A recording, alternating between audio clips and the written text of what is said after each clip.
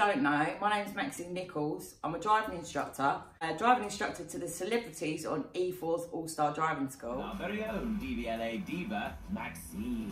And last but no means least, I'm a racing driver.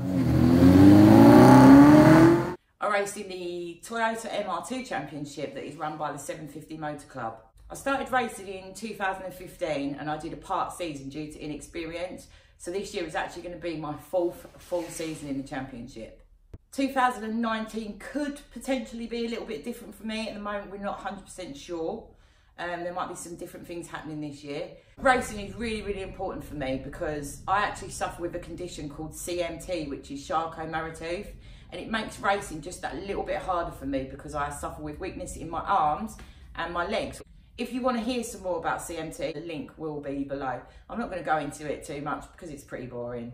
CMT for me means I have issues with the stability of my legs in the car when I'm being thrown around with the G-forces. So I'd say for the last few years, we've really been trying to make it a little bit easier for me behind the wheel. And we've had so many different things that we've tried, which I will show you. We've got an upstand plate on the clutch, which stops my legs. I was finding that I have to drive with my leg constantly above the clutch because I'm not quick enough and I don't have the power to quickly go for that clutch.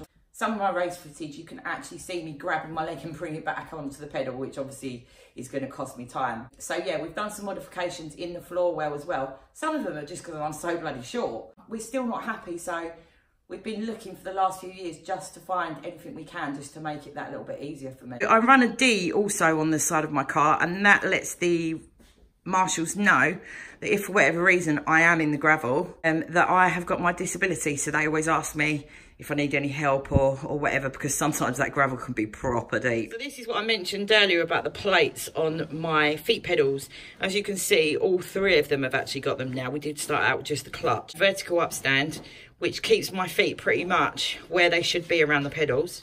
We've also had a raised section. This was in the hope that I would be able to actually rest my heel on the floor. I still think that we've got other things that maybe we can try, and we're always trying to think outside the box and think of anything that's going to make things just that little bit easier. So another adaptation that I've had is this removable cushion here, which is actually really like a big wedge of cheese. That goes under my legs to bridge the gap between my seat and my legs, because obviously the pedals are quite straight out being a small sports car, and that just gives them a little bit of stability whilst I'm out there. As you can see, where I'm sitting in the car, my legs, the wedge is literally sitting right under there.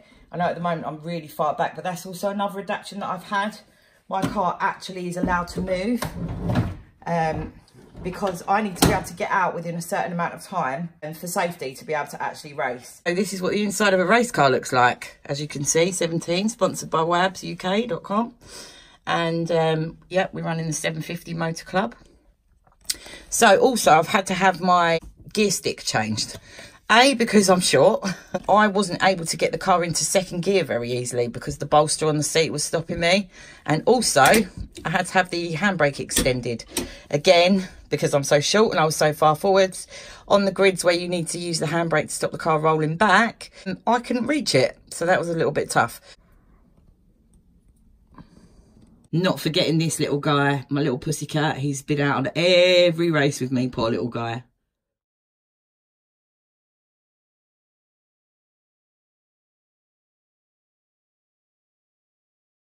So she's got some more wounds from last season. She's going to get a whole new touch of paint.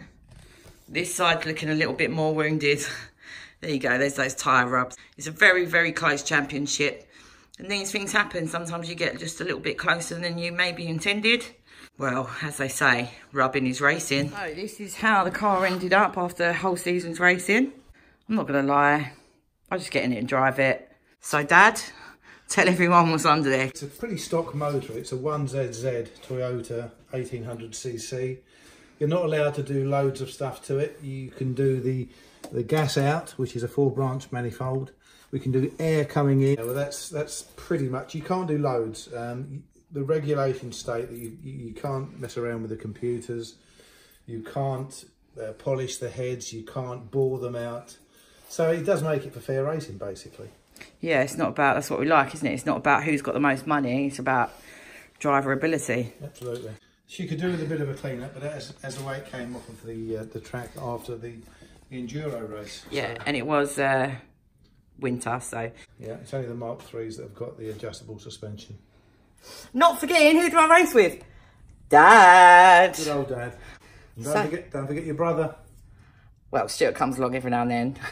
No, my brother used to race with us till 2 years ago. Without that. And yeah, he used to win quite a lot. That's my aim one day. I feel like I've really plateaued last season. I'm doing well, don't get me wrong. I'm really happy with how I do race. But I just feel like there's that little bit more inside that I really need to just push that little bit harder.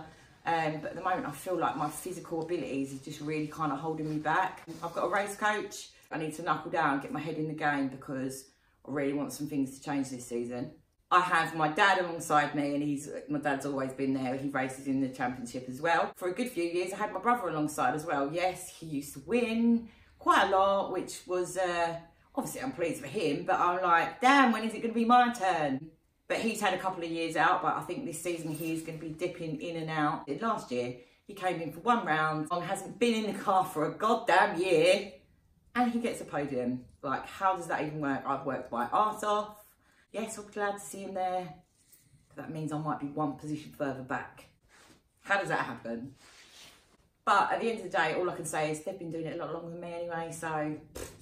Although we do own our own cars, we also use a company which I cannot recommend enough, called Road Motorsport, and they look after us at the circuit, and we've made lots of friends in the paddock. Yeah, I really feel like I've found my place amongst the other drivers.